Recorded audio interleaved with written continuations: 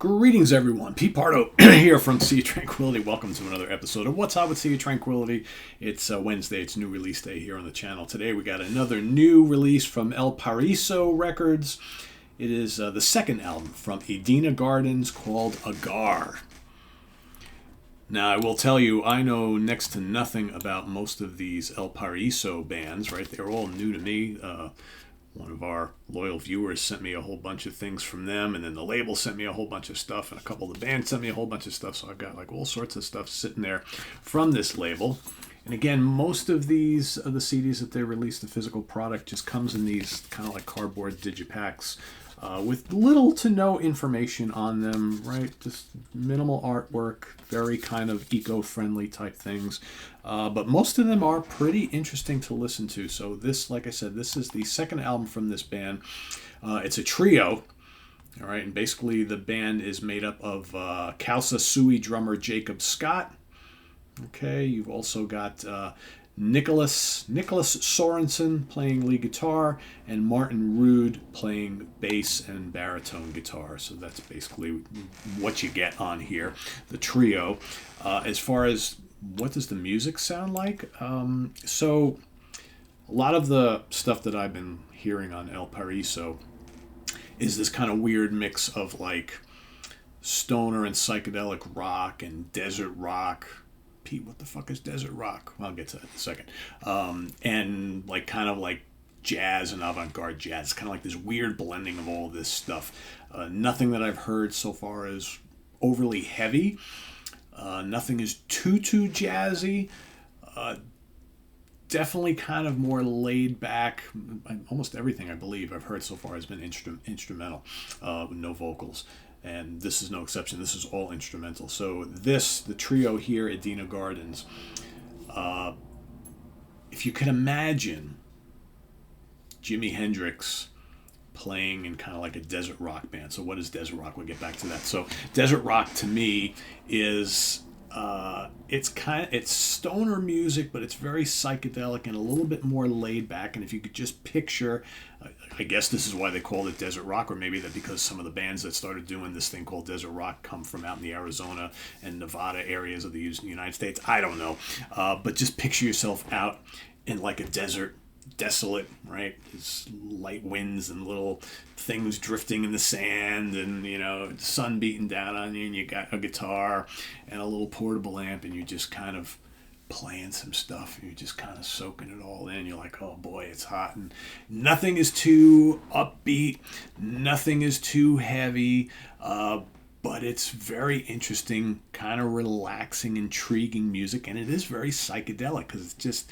there's just something about it. And this album is like a poster child for that. And again, if I'm way off base here as far as like what you call these guys, so be it. Like I said, I'm new to them, but yeah, there's some really intriguing music on here, and the guitar player's tone often sounds to me like a lot of it's very clean sounding. Right, there's nice little bits of effects. I thought I heard a little bit of univibe in spots. There's definitely some wah-wah used, but he doesn't use a ton of gain. Like I said, it's a lot of crystalline chords and liquidy guitar solos. The bass is really nice. The drumming is just exactly what you need it to be. It's not too busy. And most of the album kind of floats along in this kind of dreamy state, which I kind of dig. Occasionally it picks up, it goes into second gear a little bit, but a lot of times it just kind of, it's in that first gear thing, but it's very mesmerizing, intoxicating music. As far as my favorite tracks on here, I love the first track, Forced. You can definitely hear the Hendrix influence, maybe a little bit of Trower in that particular track. I like that quite a bit. You have a 12-minute and change track called Veil, which is kind of like the big centerpiece of the album. That's really good. That's, like I said, that is your total psychedelic kind of like hazy, take you through a journey type of song, right? And I could see why, like, people into like stoner music and whatnot probably love to spark a couple up and listen to this sort of thing, right? And just kind of chill out. This is definitely chill out music. Totally get that. That's a great, so Veil, that's a really great track. And then you have a couple shorter pieces, which are pretty good. I like Dreek, which is kind of nice. That's a little bit more, I don't even want to call it heavy, but it's a little more metallic things going on in that song. And then I really like the Crescent Helix, the last track, which is just under 10 minutes long. That's really good as well. That might even be my favorite on the album. There's some really nice guitar tones and some nice soloing going on in that song. So overall, I really like this. This is very good, very pleasing on the ears. There's nothing not to like about it. It'll just, your mileage may vary depending on if you want to hear singing and vocals, right? Or if you want a little bit more variety in the tempos and things. You're not really going to get that here. A lot of it kind of floats along in a similar path, but it's all really, really well done. And like I said, it's very dreamy, intoxicating music. So you can just picture just kind of sitting and just kind of letting it all wash over you. Turn the lights down, light a candle, and light whatever else you want, and just kind of just take it all in. Really good stuff.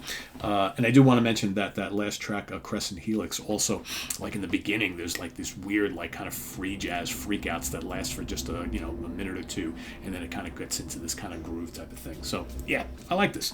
This is really good. Edena Gardens Agar. I'm going to give this 4 out of 5 star. Really good stuff. So far, I haven't heard anything on El Paraiso that I have not liked.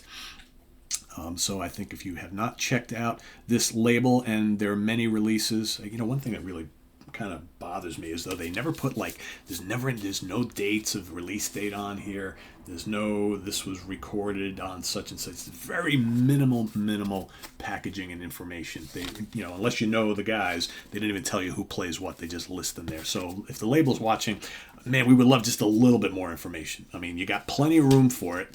Can't tell me it's going to cost you that much more money to put some extra type in there, right? So, but anyway, cool stuff nonetheless.